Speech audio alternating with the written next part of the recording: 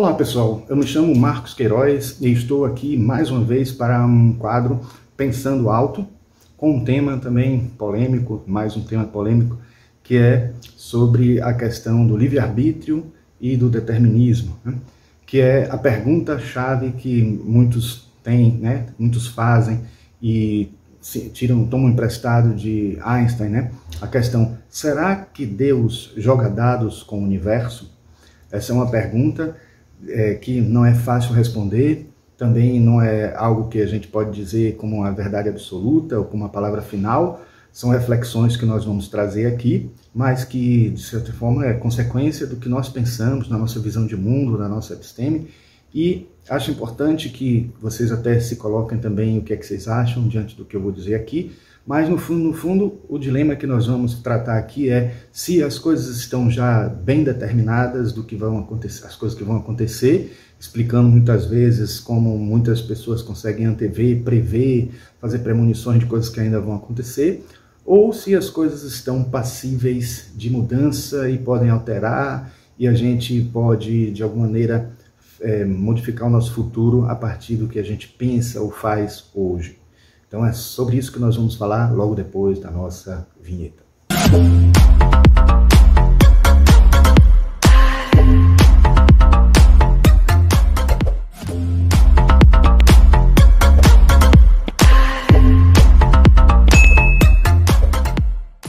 Bom, quero dizer para vocês de antemão que eu já acreditei nas duas formas de pensar por várias vezes e fui migrando de uma para outra, de acordo com reflexões que vinham acontecendo, leituras e assim, antes de um entendimento o que eu tenho hoje, né, a partir de uma perspectiva da teosofia, do espiritismo, das visões filosóficas que eu estudei, de filósofos clássicos e filósofos contemporâneos. Quero dizer a vocês que até um amigo meu, que é espírita, quando viu minha biblioteca, minha livraria, que não é nem essa aqui, uma outra que eu tinha, que metade dos livros eu acabei me desfazendo, né? E ainda estou me desfazendo também de alguns, mas ele me colocou uma coisa que eu achei interessante, que ele disse que eu tinha tanto livro, que tinha livro que perguntava e livro que respondia. Então aqui tem um livro, Será que Deus joga dados? Que é exatamente o tema da nossa fala hoje aqui, desse Pensando Alto, e um outro livro que diz, Deus não joga dados. De certa forma, já até trazendo um spoiler para esse pensamento aqui, né, para esse livro aqui, Deus não joga dados, seguindo mais ou menos o que Einstein achava, né, o pensamento de Einstein. Né. Neste livro, será que Deus joga dados? Ele até é mais grosso que o outro. Ele trata de questões mais assim, da teoria do caos, né, bem assim, moda nos anos 90 do século XX. E tanto que assim, o subtítulo é A Nova Matemática do Caos, de Ian Stewart. Ian Stewart é um matemático que gosta de buscar assim, peculiaridades da matemática, bem interessantes. E este livro é muito legal em relação a isso. Trabalha justamente a ideia de que dentro do caos você encontra ordem, e se você vai a fundo nessa ordem, você encontra caos novamente, e fica oscilando, né, mais ou menos como eu fiquei oscilando também, na minha opinião, em relação a esse tema, né? Este outro livro, ele fala de física quântica, fala de física relativista e mostra, de certa forma, que você pode acreditar em física quântica sem crer que Deus joga dados no universo. Ele chega até a falar de supercordas aqui, apesar de não estar aprofundado, cada assunto desse não está aprofundado, porque ele tenta escrever para leigos numa linguagem mais compreensível. Mas a questão de se Deus joga dados ou não com o universo começa com uma disputa que existia entre Einstein e Max Bohr, que era justamente a fala de Einstein contrariando um pouco as ideias da física quântica, de que tudo tem uma incerteza, digamos, um processo de incerteza que pode ser algo ou outro ao mesmo tempo e tal. Isso acontecendo na física quântica, né, do dualismo onda-partícula e nas explicações de alguns fenômenos bem estranhos que a física quântica trazia. Einstein, que era assumidamente determinista, né, aquele que acredita que tudo já está determinado, né, dentro da linha de tempo e tudo mais, ele discordava dessa situação tão insustentável, tão assim, incerta, indeterminada da física quântica, e disse, há algum tempo, num contexto que eu não preciso falar aqui porque ocuparia muito tempo, mas eu até já falei, vou deixar aqui no card, sobre o Deus de Einstein, e falei um pouquinho sobre isso, pelo que eu lembro, e principalmente porque Einstein falava do Deus de Spinoza, que ele defendia o Deus de Spinoza, porque o Deus de Spinoza é um Deus panteísta, é um Deus que é imanente, que está em tudo, e também é determinista, porque considera que está presente em cada parte, por isso está tudo determinado, está tudo atuante com a força divina dentro do processo todo, né? E Einstein fica fácil da gente entender por que ele acredita num Deus absoluto, né, que de certa maneira atua determinando tudo, porque tudo mais é relativo, e esse fora do tempo e do espaço que ele já percebeu que é uma dimensão, que são dimensões, vamos dizer, que podem ser vistas, observadas como nós observamos as 3 dimensões com o nosso olhar. Então alguém que está acima de tudo isso, que é o Deus que ele acredita, teria tudo já pensado, acontecido, já ocorrido. Então ele era um determinista, e isso não fazia ele negar propriamente a física quântica, porque ele ainda admitia verdades presentes na física quântica. Afinal de contas, ele falava de fóton, estudava efeito fotoelétrico, ele também falou de éter e tudo mais, que são elementos da física quântica, né? Mas a esposa dele, que era mais radical, né, Hedwig, que até é o mesmo nome da coruja de Harry Potter, ela era mais radical e brigava pelas ideias de Einstein, dizendo que ela, ao contrário de Einstein, acreditava que a concepção determinista dela e de Einstein deveriam ser suficientes para poder negar muitas coisas que a física quântica fala. Neste livro aqui, que é um livro biográfico de Einstein, que eu recomendo, né? Vou aproveitar esse Pensando Alto para também falar de alguma bibliografia de Einstein, né? Sua Vida e Seu Destino, tem uma passagem que eu considero importantíssima, que é justamente uma pergunta que é feita a Einstein assim: o senhor acredita, perguntaram certa vez a Einstein, que o ser humano é um agente livre? Não, sou determinista, respondeu ele. Tudo está determinado, tanto o início como o fim, por forças sobre as quais não temos nenhum controle. Tudo está determinado tanto para o inseto como para a estrela. Seres humanos, vegetais, poeira cósmica, todos nós dançamos conforme uma música misteriosa, entoada e distante por um músico invisível. Aí ele está se referindo ao Deus dele, né? O Deus espinoziano dele, né? Essa atitude deixava consternado alguns amigos, como Max Born, o qual julgava que ele destruía por completo os alicerces da moralidade humana. Não consigo compreender como você pode combinar um universo inteiramente mecanicista com a liberdade do indivíduo ético, escreveu ele a Einstein. Para mim, um mundo determinista é absolutamente abominável. Talvez você tenha razão e o mundo seja de fato como você diz, mas no momento ele não parece ser assim na física, muito menos no resto do mundo. Então isso foi um dilema durante muito tempo na física, junto com a dualidade, onda-partícula e várias outras questões, porque realmente isso é de tão grande importância que diz respeito à nossa evolução. Será que adianta a gente mudar alguma coisa, tentar estudar ou seguir alguma religião, algum pensamento filosófico, se tudo já está determinado? Só que a questão é, se tudo já está determinado, até mesmo essas decisões sobre escolhermos alguma coisa para fazermos da nossa vida, já está determinado. Bom, aí vem a questão assim, o que nós acreditamos? O que é verdade ou não é verdade? Né? Se Einstein mesmo defendia que tudo é relativo, será que não seria possível também, né, as coisas mudarem de acordo com as alterações da nossa vida? Né? Aquela lei das condições iniciais, que até o Stephen Hawking defende tanto, né, de que quando você age de determinado impulso, faz qualquer movimento e tal, ele determina o resultado, a causalidade, etc. Então, Einstein defendia isso, mas ele também defendia que existem dimensões diferentes dimensões, como a quarta dimensão do tempo, e além dessas dimensões poderia estar um ser supremo, absoluto, que conseguiria ter a visão de tudo que já acontece, que já está acontecendo. Temos aqui o livro, né? Na verdade é um livro, volume 1, de textos fundamentais da física moderna, que é a própria teoria da relatividade. Está constando como princípio da relatividade. É o texto integral da teoria da relatividade aqui, né? De uma publicação da Fundação Calouste Gulbenkian, que é de Portugal, é o português de Portugal, escrito por H.A. Lorentz, Einstein e Minkowski. Então a teoria da relatividade no texto integral completo não é só de Einstein, isso é importante que vocês saibam.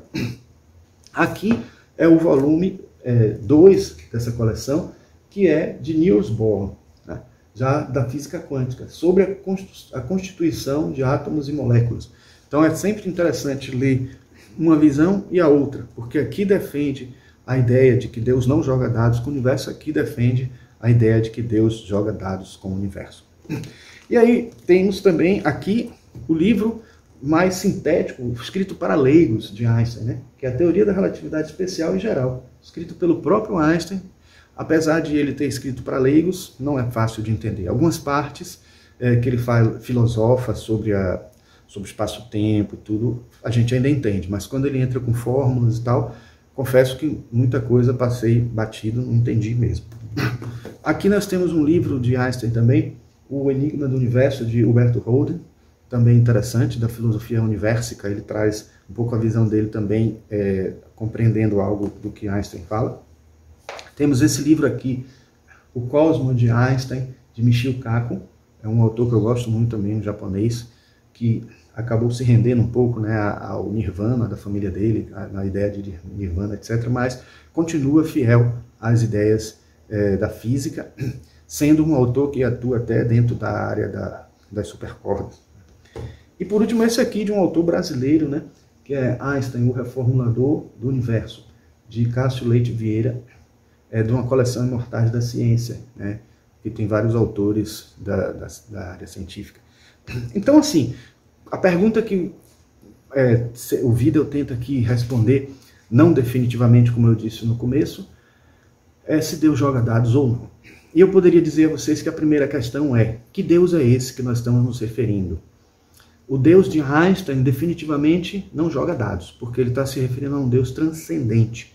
E aí eu poderia dizer a vocês que equivaleria ao absoluto, ao Parabrahma da Índia, né? Ao não manifesto, ao Deus não manifesto, que a gente acredita na teosofia existir. Para esse Deus, né, não existe essa coisa de jogar dados, porque ele já sabe tudo que aconteceu, que vai acontecer nesse universo, em outros possíveis universos, em outras instâncias, na micropartícula, né, no macro-universo, no transuniverso, no universo que nós não conhecemos, na eternidade, no infinito. Então, se existe esse Deus, um Deus supremo, que foi capaz de criar o universo, que ajuda a manter o universo com uma hierarquia de seres da criação, participando de cada atuação do universo, existe esse Deus. E aí, já em paralelo, por tabelinha, nesse comentário que eu fiz agora, existem também outros deuses, né? Existem seres que são angelicais, que são considerados como deuses. Existem seres que comandam toda uma região do universo, né? Existe o Deus deste nosso universo, o Deus de vários outros universos, o Deus da galáxia, existe o Deus do nosso sistema solar, existe o Deus do nosso planeta, existe o Deus de algumas regiões do planeta, né? E nosso próprio Deus, que somos nós mesmos, né? O nosso Self, o nosso Atma. Então, estes deuses, que na teosofia a gente chama de Logos, existem. E se eles existem, esses não são absolutos, são relativos. E cada vez mais relativos à medida que nós vamos nos aproximando do físico, do mais denso, que é a marcação do tempo dos relógios, né?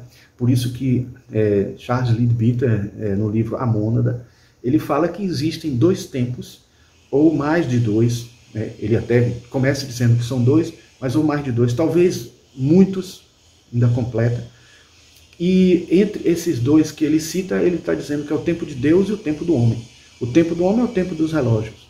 E o tempo de Deus é o tempo absoluto, é o tempo além do tempo, é a eternidade, onde as coisas já aconteceram e a gente só está passando por esse instante aqui.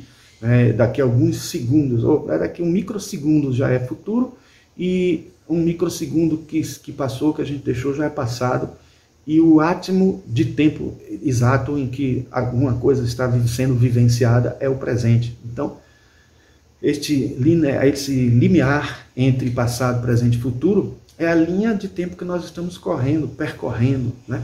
Que Einstein considera a quarta dimensão.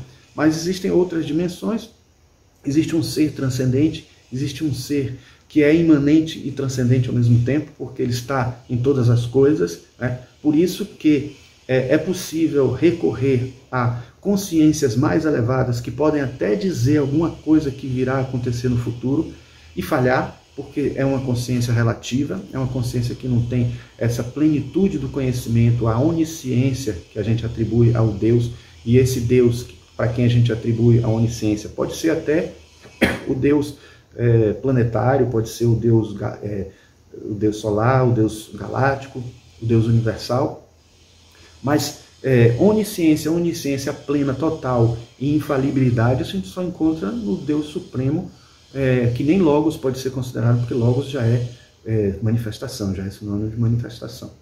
Então, é interessante a gente perceber esta forma de compreender o universo, de compreender Deus, ou compreender os deuses possíveis, né, dentro de uma visão mais esotérica, mais ampla, né, e teosófica, para que a gente consiga responder para a gente mesmo essa pergunta, né? Então, o Deus manifesto, né, o Logos, né, ou os Logos, né, jogam dados com o universo, sim, porque eles têm uma missão de atuar sobre o universo, eles têm uma responsabilidade por um trecho do universo, vamos dizer assim. E ele aí faz apostas, considerando jogar dados, a possibilidade de experimentar, a possibilidade de fazer evoluir, de ajudar, de fazer acontecer, alterando leis, fazendo... Imaginem que as 26 constantes físicas do universo, que não são nem tão constantes assim, que a gente viu aí no vídeo que não há lei universal outro dia falando, né? Que as leis se alteram em cada parte do universo e se alteram com o tempo e no espaço, ao longo de uma eternidade, não tem como uma lei durar da mesma forma. Então, se os deuses, né, os logos, né, as hierarquias angélicas apostam nas modificações e alterações de alguns princípios que ocorrem no universo, fazendo essas leis se transformarem sempre para o bem daquele que está experimentando o seu crescimento espiritual, então ele realmente joga dados com o universo, e joga muito, joga dados, joga xadrez, joga tarô, joga cartas, joga tudo que você imaginar aí, no sentido de tentar favorecer, né, o crescimento, a experiência, né, a elevação dos homens, dos seres, dos animais, das plantas, dos minerais, etc. Agora, se a gente estiver falando do Deus absoluto, o não manifesto, né, ele não joga dados com o universo, definitivamente, né, porque sabe tudo o que já aconteceu, além do tempo e do espaço. Então, se ele já sabe tudo o que já aconteceu, ele já tem não existe passado, presente nem futuro para ele, não tem como jogar dados, porque existe só a eternidade. Certo? Então, pessoal, se gostaram desse vídeo, por favor, deem um like aí. Se estão gostando dos temas desse canal que nós temos, por favor, se inscrevam. Façam algum comentário quando necessário. Se discordarem de alguma coisa, se tiverem alguma opinião sobre essa ideia de Deus jogar dados ou não jogar dados, comentem aí, por favor. Façam algum comentário, tá certo? E apertem o sininho se quiserem obter notificações de outros vídeos que a gente trouxer aqui no nosso canal sobre temas como esses, tá certo? Teremos muitos temas assim, de Pensando Alto, e outros temas também sobre outros assuntos da cultura esotérica e espiritualista, ok? Nos vemos no próximo vídeo.